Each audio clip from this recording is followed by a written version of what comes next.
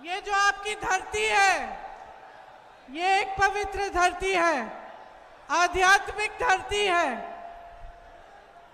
ये वो धरती है जिसको एक तरह से आप कह सकते हैं कि हमारे पूरे देश की नींव डालने वाली बिहार की धरती है। आज मैं यहां आपके सामने खड़ी हूं। मैं चाहती हूं कि सबसे पहले आप अपने आप को पहचाने, अपने प्रदेश को पहचाने, ये पहचाने कि आपका जो ये प्रदेश है, इसने भारत की नींव डाली है, भारत का निर्माण किया है, भारत की स्वतंत्रता का जो संग्राम है उसकी शुरुआत आपके ही प्रदेश से हुई। आपके प्रदेश ने दुनिया को गौतम बुद्ध जी दिए।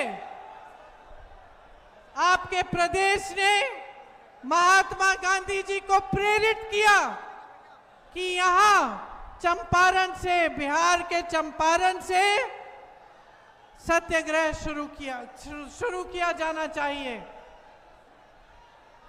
आपके ही पूर्वजों ने इस देश की आजादी की लड़ाई लड़ी और एक वो भी समय था जब बिहार को देश का केंद्र माना जाता था, क्योंकि बिहार से बड़े बड़े अधिकारी, बड़े बड़े नेता, इस देश को चलाने वाले लोग यहां से आए थे।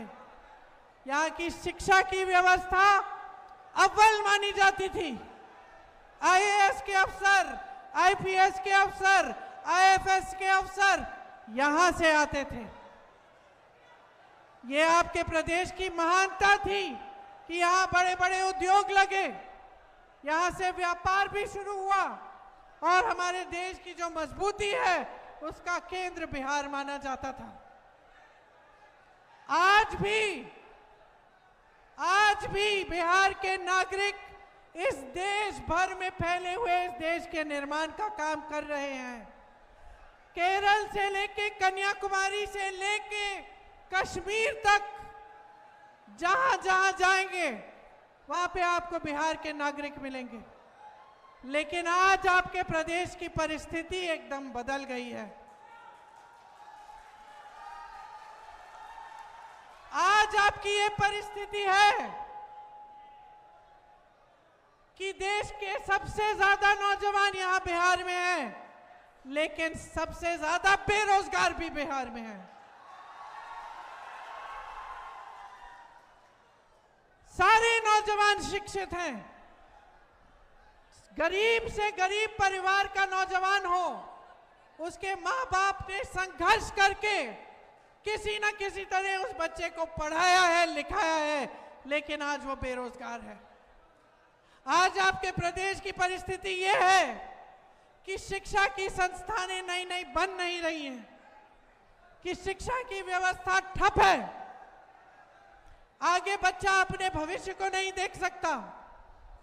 जहां वो पेपर देता है नौकरी के लिए, एग्जाम देता है, परीक्षा देता है, पेपर लीक हो जाता है, घोटाले होते हैं और उन घोटालों में नेता शामिल होते हैं। आज आपकी परिस्थिति ये है कि जहां आपके लहलहाते खेत होते थे, खेतों से किसान कमा पाते थे, आज किसान और खेती से कमा नहीं पा रहा है। दिन रात कड़ी मेहनत करता है, धूप में खून पसीना बहाता है, फिर भी उसकी कमाई नहीं होती, क्योंकि आज खेती का हर सामान महंगा हो चुका है। आपके उपज का दाम नहीं मिलता, आपको जो न्यूनतम समर्थन मूल्य है वो भी नहीं मिलता, खाद नहीं मिलती, सुविधा नहीं मिलती, बिजली नहीं मिलती, आप कमा नहीं सकते खेती से। आज बिहार की ये परिस्थिति है कि छोटे उद्योग जो एक समय में इस देश की रीढ़ की हड्डी थी, आज वो भी ठप हो गए हैं। कोई कोशिश करता है कि अपना छोटा सा बिजनेस बनाएगा, छोटी सी फैक्ट्री लगाएगा या छोटे दुकानदार हों, सब संकट में है, सब संघर्ष कर रहे हैं। जब बेटियों को पढ़ाने का समय आता है पीछे हटने लगते हैं, जब बच्चों को पाठशाला भेजना होता है, डर लगता है, घबराहट होती है।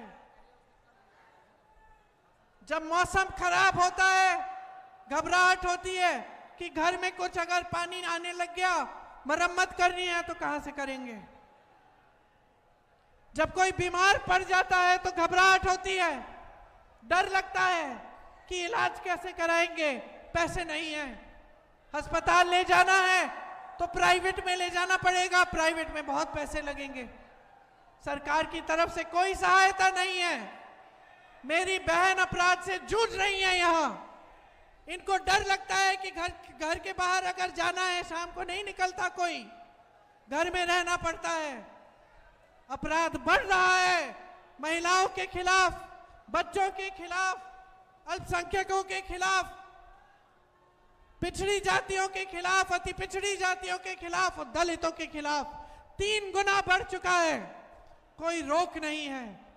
यहां आपके एक क्षेत्र में बालू की माफिया हावी है, और बालू की माफिया से कौन मिला हुआ है, आप बताओ, आप बताओ।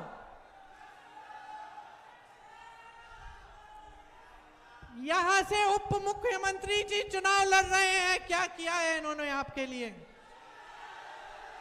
आपको रोजगार दिया, आपको शिक्षा दी, आपको किसानों, यहाँ के किसानों की सहायता की।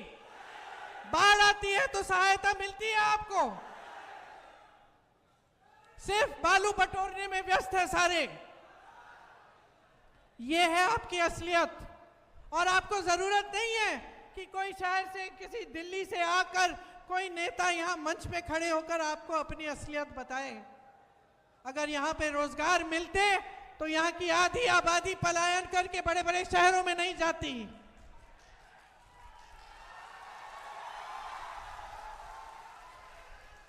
जहां जहां मैं जाती हूं दिल्ली में, अगर कोई मजदूरी का काम है या कोई और काम मैं देखती हूं कौन कर रहा है, और जब मुझे दिखता है कि अच्छा काम हो रहा है, मैं पूछती हूं कहां के हो भाई?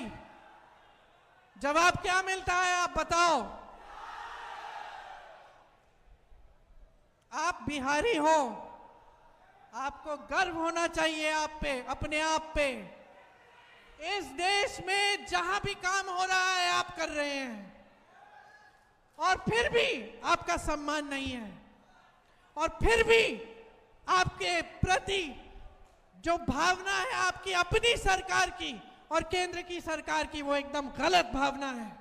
आपको आगे बढ़ाने के बजाय आपको पीछे ढकेल दिया। आपसे लेने का काम हो रहा है। आपकी जमीनें 1 रुपए के दाम में प्रधानमंत्री जी के बड़े बड़े उद्योगपति मित्रों को मिल रही है। आपको जमीन दी, आप लोन लेते हैं, आपके माता पिता लोन लेकर आपको पढ़ाते हैं। ये जो परीक्षा जिसमें घोटाले होते हैं, जिसमें पेपर लीक होती है, इसको देने के लिए कितना खर्चा होता है।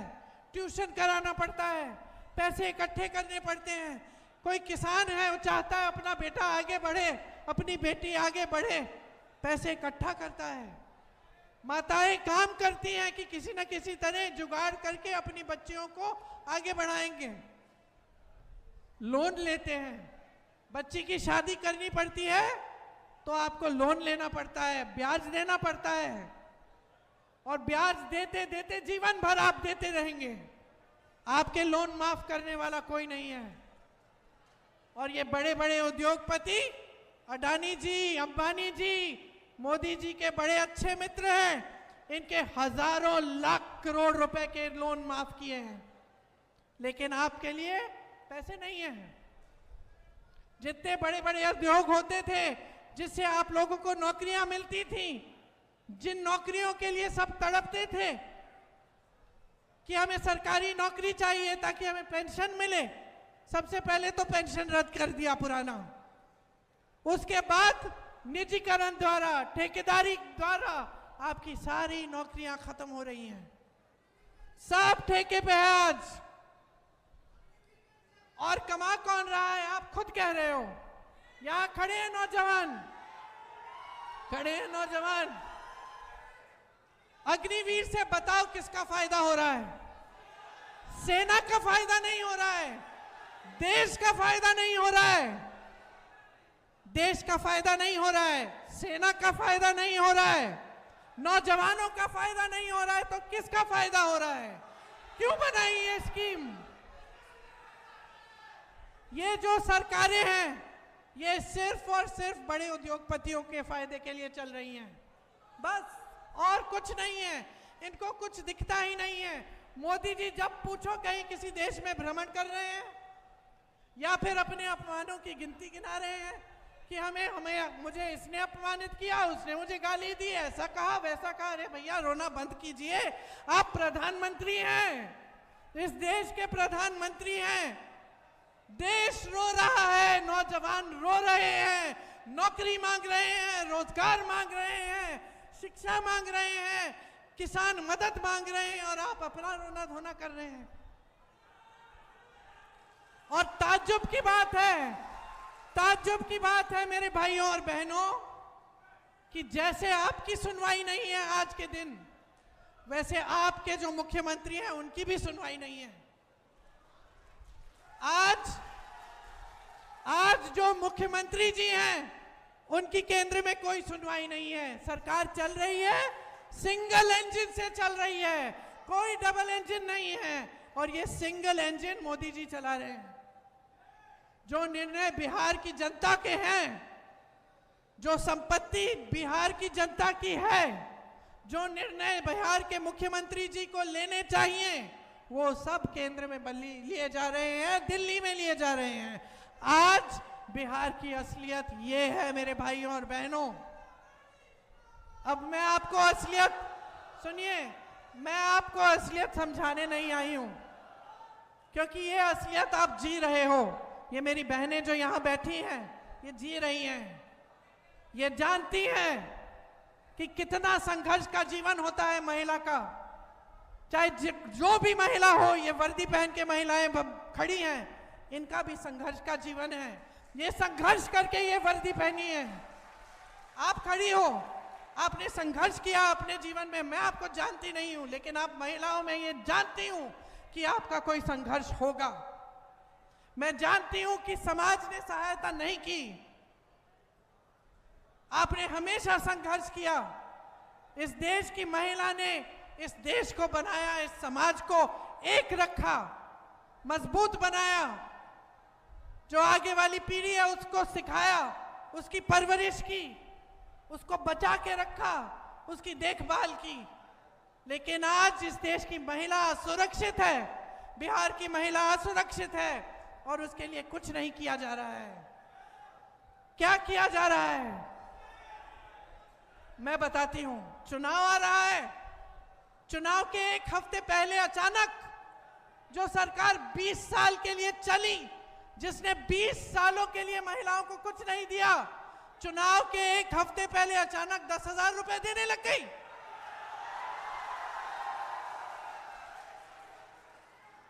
समझे नहीं है ये?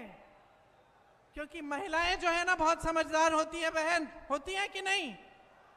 बहुत समझदार होती हैं। सबसे ज्यादा विवेक महिलाओं में है। जानती हैं कि 20 सालों से कुछ नहीं किया। मैं तो 20 सालों से संघर्ष कर रही हूं। आज चुनाव आ रहा है तो मुझे 10,000 रुपए दे रहे हैं। महिला समझती है कि ये क्या है, ये राजनीतिक घूस है और कुछ नहीं है। चुनाव के बाद आपको 10,000 रुपए मिलेंगे या नहीं, इसका कोई भरोसा नहीं है। इसीलिए मेरी बहनों, ले लो ये 10,000, जो भी दे रहे ले लो, लेकिन इनको अपना वोट मत दो।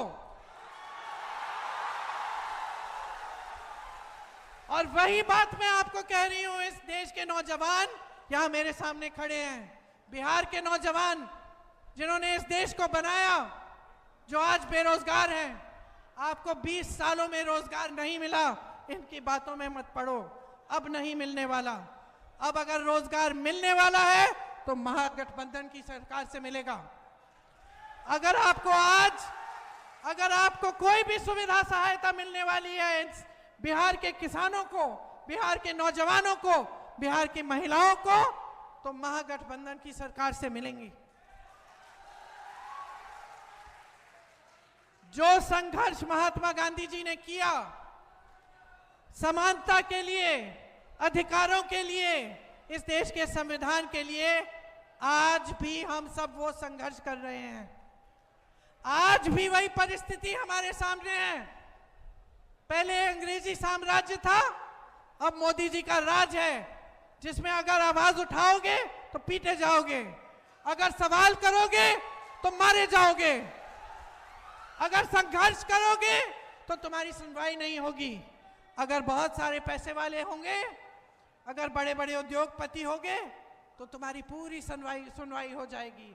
ये है मोदी जी की सरकार, और इस सच्चाई को आज इस देश की जनता समझ चुकी है, बिहार की जनता समझ चुकी है।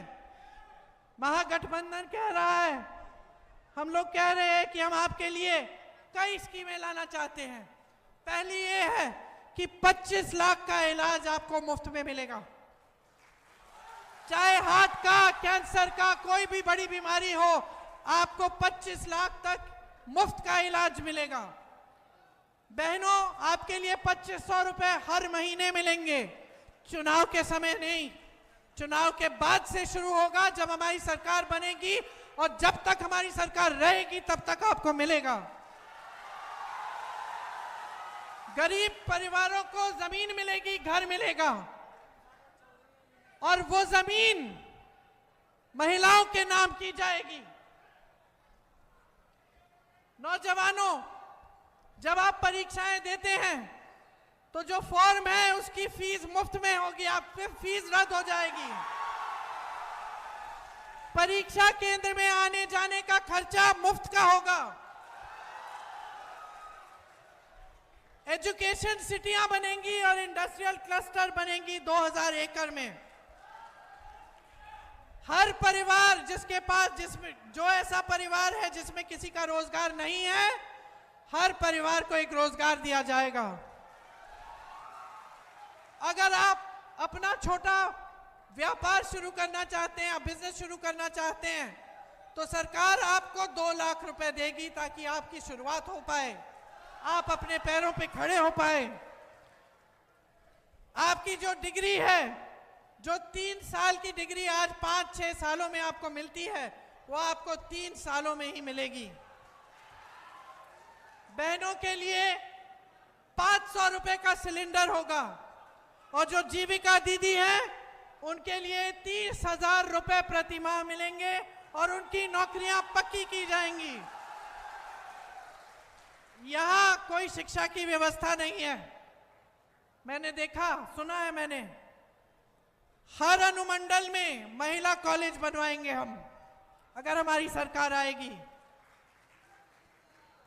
विधवाओं के लिए 1500 रुपए का पेंशन, जो हर वर्ष 200 रुपए बढ़ाया जाएगा, और जो माई बहन की मान योजना है, उसके तहत जैसे मैंने कहा, आपको 2500 रुपए हर महीने महिलाओं को मिलेंगे।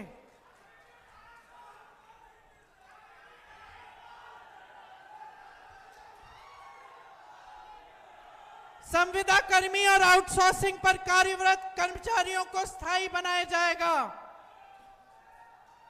और मैंने पेंशन की बात की, पुराना पेंशन लागू होगा बिहार में। दिव्यांग पेंशन 3000 रुपए प्रति माह। 5 नए एक्सप्रेसवे बनाएंगे। हर विधानसभा में स्थानीय रोजगार को बढ़ावा देने के लिए 10 करोड़ रुपए अलग से दिए जाएंगे। किसानों को न्यूनतम समर्थन मूल्य की गारंटी देते हैं हम। स्थान और मंडी की व्यवस्था दिलवाएंगे, और मनरेगा में 300 रुपए प्रतिदिन आपको मिलेंगे, और काम के दिन दोगुने करेंगे।